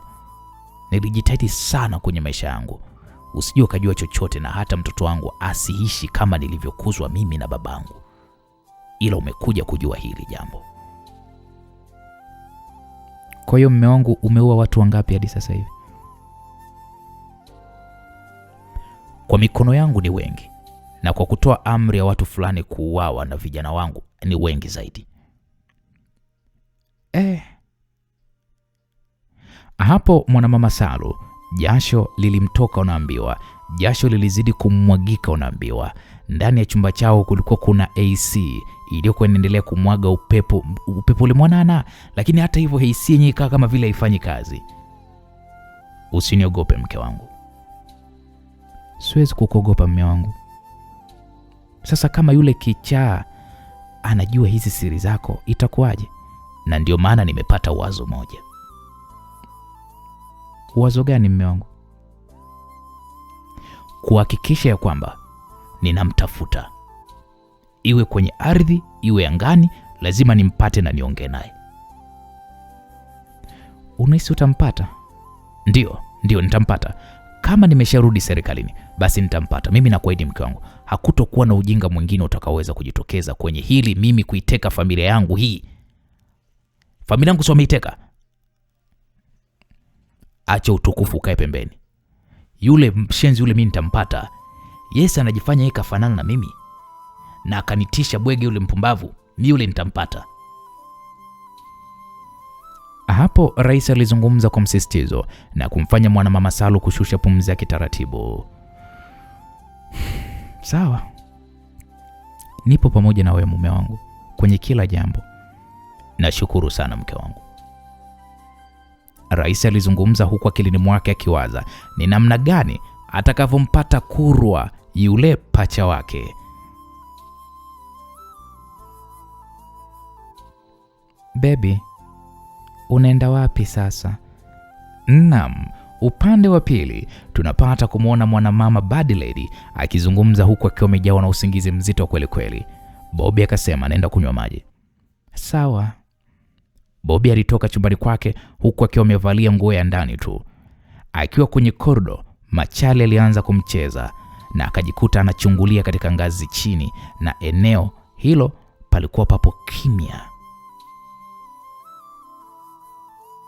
Hapo hapo Bobby, taa ya hatari lizidi kumgonga akilini mwake. Akawa anashuka sasa taratibu kwenye ngazi kuelekea sebleni. Palikuwa pana ukimya wa hatari. Bobby akaanza kujiuliza moyoni mwake, mbona kama damu yangu inanisisimka? Bobby alizungumza kimoyomoyo huku akiwa ameshafika ngazi ya mwisho kabisa. Akisogelea meza ya chakula iliyopo jikoni, akachomoa bastola yake alikuwa imepachika chini ya meza hiyo. Akachungulia katika dirisha la jikoni, akaona kuna vivuli vya watu 4 ambao walikuwa wanasogelea mlango wa jikoni. Ilibidi Bobby ajibanze pembeni ya mlango huo huku akiwa anasikilizia jinsi wanavyotegesha bomu la kuchangua kitasa, kwa sababu kwa ubora wa kitasa cha mlango huo wa Bobby sio rahisi kutumia funguo bandia kufunguka. Wakategesha bomu ambalo litablast pale kwenye kitasa na mlango tanani. Bobby akapata wazo la haraka, akakimbia mpaka chumbani kwake. Akamwambia mke wake, amka, tumevamiwa. Bad Lady akasema shit. Ni akina nani? Bobby akasema sijui ni akina nani. Hapo Bad Lady akafungua drawer iliyopo pembeni mwa kitanda chake, akatoa pale bastola, akavaa suruali haraka haraka na t-shirt pale. Bobby akawasha TV iliyopo chumbani mwake ambayo imeunganishwa na kamera za nyumba nzima na kuona jinsi kundi la watu waliovalia nguo nyeusi huku nyuso zao zikiwa zimefunikwa wapatao kama 12 wakiwa kila kona ya nyumba ya Bobby. Walikuwa wakijitahidi kuifungua hiyo nyumba vile wanavyoweza.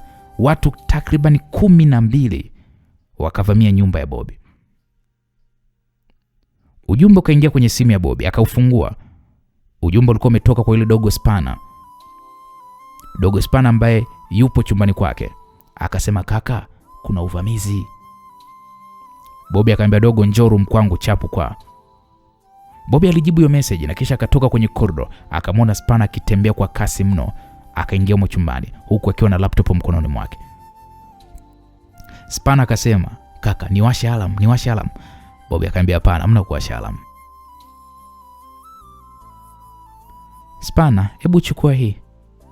Bad Lady alizungumza huku akimkabidhi Spana bastola ya dharura. Bobby akasema, hawawezi kuingia kwa maana nyumba hii ina ulinzi wa kutosha, watahangaika sana. Bobby alizungumza huku akipiga namba ya Roy, ila namba ya Roy haikupatikana. Akitafuta namba ya Nancy akampigia, ila simu yake iliita bila hata ya kupokelewa. Bobby akasema wapokee simu. Kina nani? Roy pamoja na Nancy. Wako wapi kwani? Wako nyumbani kwa Nancy. Hebu sikia, nendeni kwenye chumba cha siri. Acha mimi hawa ni dili nao vizuri. Lakini mme wangu, hawa majambazi wako wengi. Siwezi kukuacha mwenyewe ukapambana. Kaka, hata mimi siwezi kukuacha mwenyewe. Spana naye alizungumza huku akiwa anamtazama Bobby. Bobby akasema twendeni. Wakatoka chumbani hapo kwa mwendo wa taratibu na umakini mno, wakaingia kwenye chumba cha siri kilichopo chini ya ardhi. Kila mmoja kavaa jaketi la kuzuia risasi, yani bulletproof vest, huku TV kubwa zilizomo ndani ya chumba hicho zikionyesha namna watu hao wanavyojitahidi kutumia kila aina ya mbinu kuingia ndani ya nyumba ya Bobby, kwani hata mabomu madogo madogo yaliyotegesha kwenye vitasa yalikuwa yameshindwa kuvunja vitasa hivyo. Bobby akafunua moja ya laptop ambayo ina mfumo wa kujilinda iliyofungwa katika nyumba yake, na kisha kaminya pale moja ya button na kusababisha mfumo wa vibomba maalum vilivyokuwa vimeizunguka nyumba nzima kuanza kutoa moshi mkali mno. Vikaanza kutoa moshi mzito, moshi unaopalia kama moshi wa bomu la machozi. Sasa mkuu wa uvamizi, wale watu 12, si wana mkuu wao ambaye ndo anaongoza, akasema turudi nyuma, turudi nyuma, turudi nyuma. Mkuu wa uvamizi hawa aliamrisha, na kisha hapo wakaanza kurudi nyuma. Bobby akasema, sikilizeni, kaeni humu ndani, nipeni macho. Bobby alizungumza huku akichukua bunduki kubwa na magazini 6 zilizojaa risasi, na kisha akapanda katika chumba kimoja kidogo kilichopo juu kabisa ya chumba chake. Akafungua kidogo kwa nafasi ndogo tu, na kisha akaanza kuwashambulia kwa risasi mfululizo wa wavamizi hao walioanza kuchanganyikiwa, huku akiwa anajitahidi kurudisha mashambulizi ya risasi, ila Bobby alizidi kuwafyatulia risasi zilizozidi kuwaua. 6 kati ya 12 walifanikiwa kukimbilia kwenye magari mawili kati ya magari 6 waliokuwa wamekuja nayo, wakaondoka eneo hilo, huku 6 waliosalia, 4 wakiuawa papo hapo na wengine 2 walijeruhiwa vibaya mno kwa risasi zilizokuwa zimewapata. Vilio vya magari ya polisi vikaanza kusikika, kwani eneo analoishi Bobby sio mbali mno na kituo kikuu cha polisi. Akatoka nje kwa tahadhari Bobby, huku akiwa anakagua miili hiyo. Alimkuta mmoja yupo kwenye hatua za mwisho mwa uhai wake. Akamvua ile maski aliyokuwa amevalia kichwani mwake, jambo ambalo lilikuwa limeficha uso na kuyaacha macho wazi. Bobby akamuuliza, umetumwa na nani? Bobby alizungumza huku akiwa anasikia breki za magari ya polisi zikisimama nje kwake. Yule jambazi akawa analalamika kwa kucheka. Mwanamume huyu alicheka huku akitokwa na madonge ya damu mdomoni mwake. Bobby akasema shit. Bobby akaufuata mwili mwingine wa anayejisogeza, akamvua ile mask usoni mwake, akamwambia, ni nani aliyekutuma? Yule jambazi akasema, we ni mpumbavu tu. Mwanamume huyo alizungumza huku damu zikiendelea kummwagika. Bad Lady pamoja na Spana nao wakatoka huku akiwa na bunduki mikononi mwao. Spana akasema, askari umefika, wafungulie. Spana akamkabidhi Bad Lady bastola yake, na kisha Spana akafungua geti huku akinyosha mikono juu, huku mkono wake wa kulia akiwa ameshika kitambaa cheupe kuashiria kwamba hao askari wasishambulie kwa risasi. Na askari waliona hiyo ishara, na mkuu wao akatoa ishara ya kuisogelea nyumba hiyo ya Bobby kwa umakini, na endapo wataona dalili yoyote mbaya kwa dogo huyu Spana, kama atataka kuwashambulia, basi wampige risasi. Msitushambulie tafadhali. Msitushambulie, tunaomba, msitushambulie. Naam, Spana alizungumza huku akiwa anatazamana na askari hao jinsi walivyokuwa wanawafuata. Tumewadhibiti wavamizi. Spana alizungumza, na ndipo akamfanya mkuu wa kikosi hicho cha maskari amtazame kwa umakini sana, huku mkononi mwake akiwa ameshika bastola. Mpo wangapi? Tupo 3. Jinsia gani? Wanaume 2, mimi pamoja na kakaangu pamoja na shemeji yangu. Wapo salama? Ndio, wapo hapo nje. Askari waliingia ndani hapo na kumwona Bobby na Bad Lady wakiwa wamechuchumaa kwenye eneo ulipokuwa mwili mmoja. Askari wakazitazama maiti zilizokuwa zimetapakaa eneo hilo. Mkuu wa maaskari hao akatazama gari lenye namba za Ikulu, kitu ambacho kilimfanya kugundua kwamba hapo ndani kuna mtumishi wa serikali, tena wa Ikulu, na gari zenye namba hizo huwa hutumiwa na walinzi wa rais.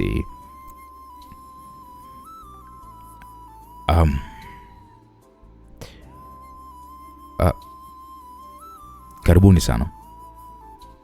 Bobby alizungumza huku akisimama, kwani muuaji waliyekuwa wanamhoji ashafariki dunia pasipo kusema kitu chochote. Tunashukuru. Naitwa Inspector Selemani Maganga. Nashukuru kwa kufahamu. Naitwa Bobby. Mdogo wangu huyu na huyu hapa ni mke wangu.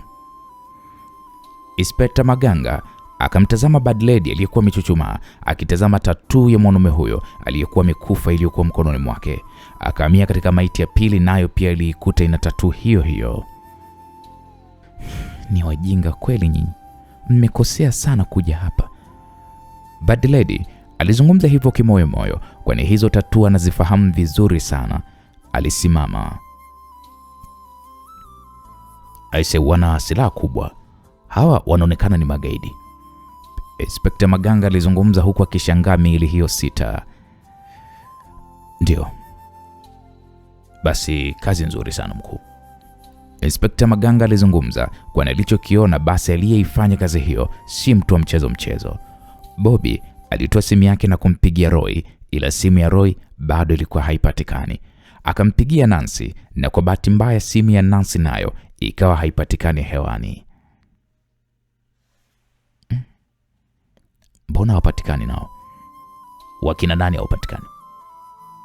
Inspector Maganga alizungumza huku akimtazama Bobby ambaye chini alikuwa na bukta na juu alikuwa amevalia vesti ya kuzuia risasi, huku mwili wake ukiwa umejengeka kimisuli, akiashiria kabisa ya kuwa ni mwanaume wa shoka. Amna kamanda, usijali. Baby, mtabaki hapa, mimi naenda kwa Nancy mara moja. Lakini tuongozane mume wangu. Jamani, hilo eneo mnalokwenda mnahisi kutakuwa kuna tatizo, ni kupatia askari wachache uongozeni nao? Ikiwezekana. Dogo utakaa hapa na maafande, wakihitaji maelekezo utawaonyesha kamera za CCTV. Afande, watu wako nadhani wasiingie ndani kwangu. Hakuna tatizo. Mzigo mzima umetumika hapa. Okay, sawa. Okay, baby nakuja. Bobby alimwambia Bad Lady huku akiwa anaelekea ndani. Nije basi na viatu mume wangu. Bobby akajibu kwa ishara ya dole gumba. Alimpigia simu Ruben na simu yake Ruben ikapokelewa. Kaka. Vipi, umelala chief? Ndo nimepitiwa hapa na usingizi kama dakika 20 hivi. Vipi sasa? Saa 8 usiku yeye unanipigia simu, kwema? Sio kwema. Bobby alizungumza huku akivaa suruali, huku simu akiwa ameibana sikioni mwake. Kuna nini tena? Kuna wakora wamevamia nyumbani kwangu. Timu kama ya watu 12. We, usiniambie. Wamevalia maski, wamejipanga sana. Ingekuwa sio ubora wa ulinzi wa nyumba yangu, sasa hivi ningekuwa tunaongea mambo mengine. Sasa imekuwaje? Nimewaangusha 6 na 6 wamekimbia. Na hapa ninapoongea na wewe najiandaa kwenda nyumbani kwa Nancy na Roy. Naelekea huko, inaonyesha kabisa hawa watu wanatuhitaji mimi na Roy, na ndio maana imekuja timu kubwa mno. Mungu wangu. Naenda sasa hivi kumfikishia rais hizi habari, kwa sababu mimi nipo bado Ikulu. Utanifahamisha utakachoweza kukikuta nyumbani kwa Nancy. Ndio kepo chief na noma. Hapo Bobby alikata simu huku akichukua funguo ya gari alilokuwa amepewa Ikulu. Alitoka na kumkuta inspector akiwa na askari wawili wenye silaha. Tutaongozana mkuu na hawa vijana wangu wawili. Fuateni kwa nyuma na mjitahidi sana kuweza kukanyaga mafuta. Bobby alizungumza huku akiingia ndani ya gari, yeye pamoja na Bad Lady. Geti likafunguliwa na askari mmoja. Wakatoka pale kwa gari kwa mwendo wa kasi mno, huku inspector na askari wake wawili wakikimbilia kwenye moja ya gari walilokuwa wamekuja nalo. Wakaanza kumfukuzia Bobby aliyekuwa anaendesha gari hilo kwa mwendo wa kasi mno. Baby, umegundua nini? Bobby alizungumza huku gari ikizidi kwenda kwa mwendo wa kasi mno. Zile tattoo nazijua. Ni za kundi gani? Kuna jamaa wanajiita Evil Game. Evil Game? Ndio, na zile ni tattoo zao.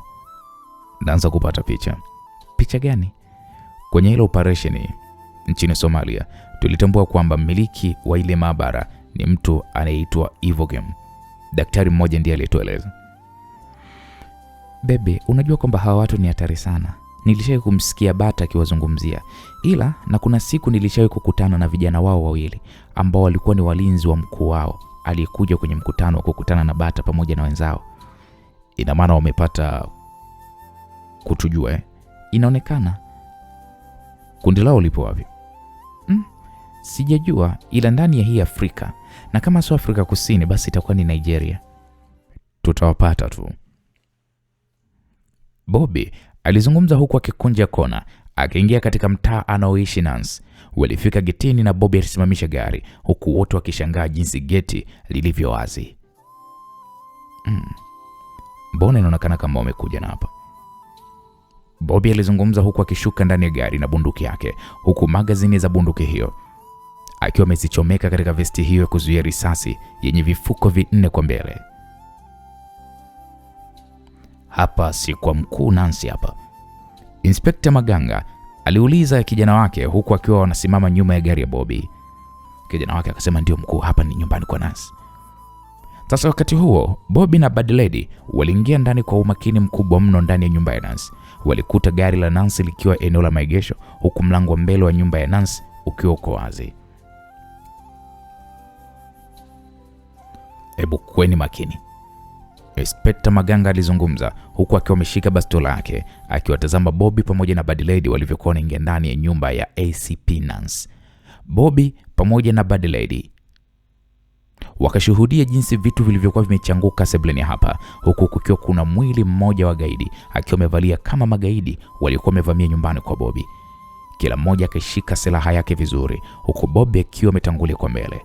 Mlango wa chumba cha mfanyakazi wakakuta ukiwa uko wazi, huku ndani humo kukiwa kumechanguka. Wakasogea mbele katika chumba kinachofuata, nacho wakakikuta kiko wazi. Wakakisogelea chumba cha Nancy. Bobby alishusha pumzi taratibu na kisha akaufungua mlango taratibu. Aliingia ndani na kukuta napo pia kukiwa hakuna mtu.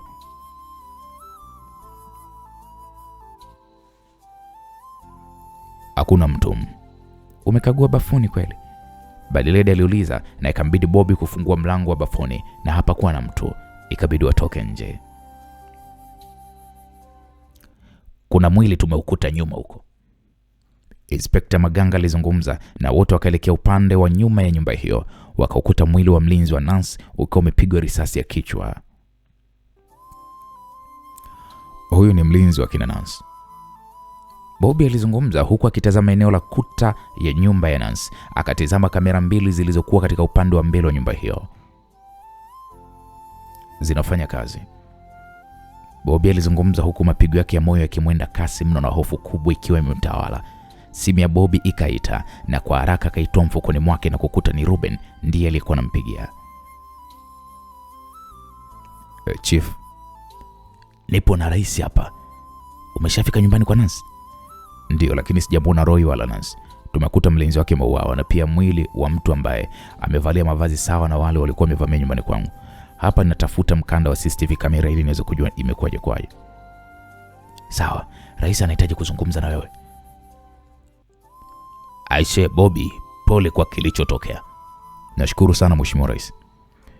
Nimeshatoa maagizo kwa wakuu wote wa vyombo vya ulinzi na usalama kuhakikisha wanafuatilia nyendo za watu hao.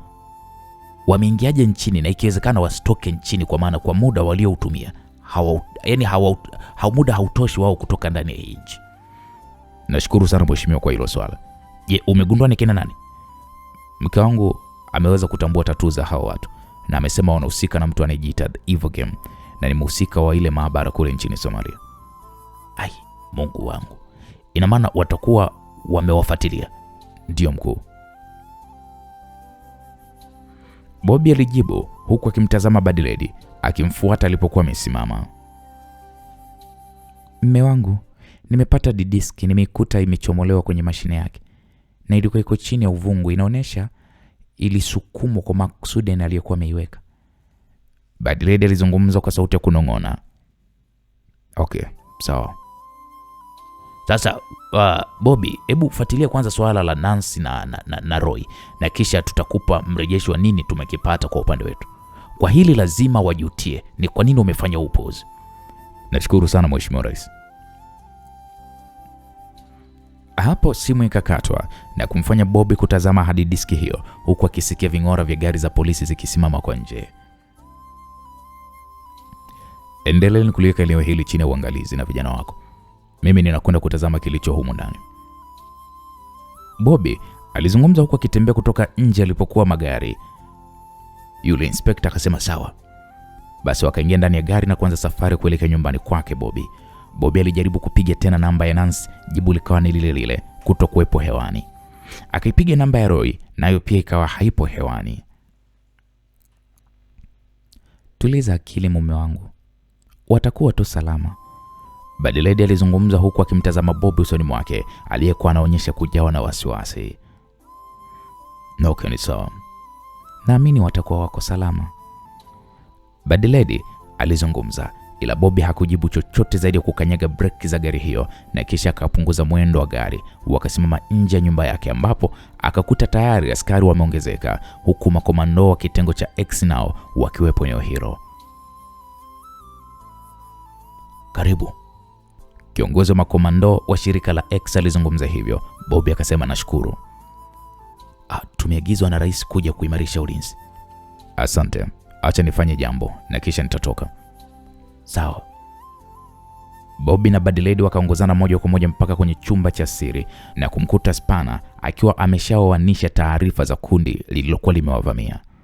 Spana akaanza kusema, kaka, hawa jamaa wametoka Afrika Kusini, wanajiita The Evil Game.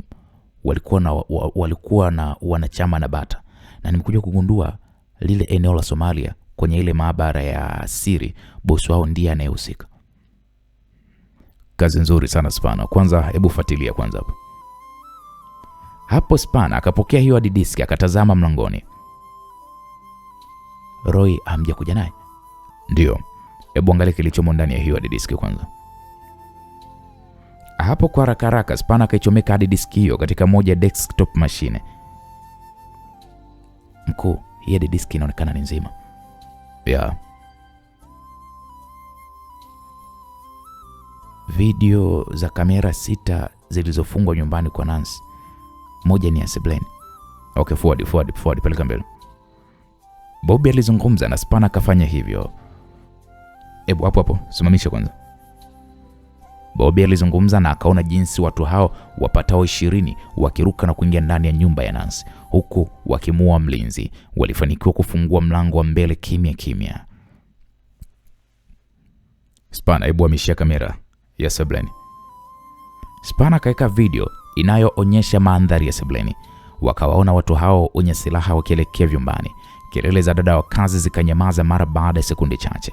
Wakamwona Roy na Nancy wakipambana na watu hao Sebleni hapo, na Roy alifanikiwa kumuua mmoja wao kwa mbinde mno, ila kitendo cha Nancy kudhibitiwa kwa kuwekewa bastola ya kichwa huku akiwa amevalia kigauni chepesi tu ilimfanya Roy kujisalimisha ili kuokoa maisha ya Nancy.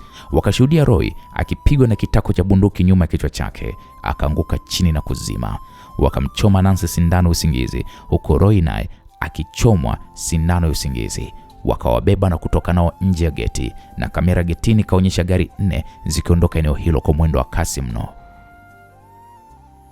Hiyo video ya mwisho mtumie Ruben kwenye simu yake, na hizo gari anza kuzifuatilia kujua zimeelekea wapi. Sawa kaka. Spana akaendelea na majukumu yake, huku Bobby akimwagikwa na jasho usoni, huku hasira kali ikiwa imemtawala. Taratibu Bobby akakaa kwenye sofa huku akiwa anawaza ni nini cha kufanya. Video fupi ikaingia kwenye simu yake. Akaifungua video hiyo ambayo haijaonyesha namba. Akamwona Roy na Nancy wakiwa wapo kwenye chumba cha giza, huku wakiwa wamelala chini, midomo yao ikiwa imezibwa, mikono yao ikiwa imefungwa kwa nyuma, na miguu yao pia nayo ikiwa imefungwa cheni nene. Bobby, tunakuja kwa ajili yako na uwapendao. Ilikuwa ni sauti nene, ilikuwa ni sauti nzito kutoka kwenye hiyo video. Ilimfanya Badiledi na Spana wote wamtazame Bobby aliyekuwa ameshika simu yake huku akitetemeka kwa hasira kiasi cha mishipa yake ya damu kutuna mwili mzima kuanzia usoni, shingoni na mkononi, kitu ambacho Badiledi wala Spana hawakuwahi kukishuhudia. Ebane, mambo yanazidi kupamba moto mtu wangu. Nancy na Roy wametekwa na ahadi imetolewa ya kuwa anayefuata ni Bobby na wale wote awapendao. Je, nini kitatokea? Je, Bobby atafanikiwa kumpata Roy na Nance? Bana, usikose kuungana nami katika sehemu ya 19, mzigo mtamu wa kuitwa The Evil Game. Langu jina naitwa Uncle G Masimulizi. Asante na kwaheri kwa sasa.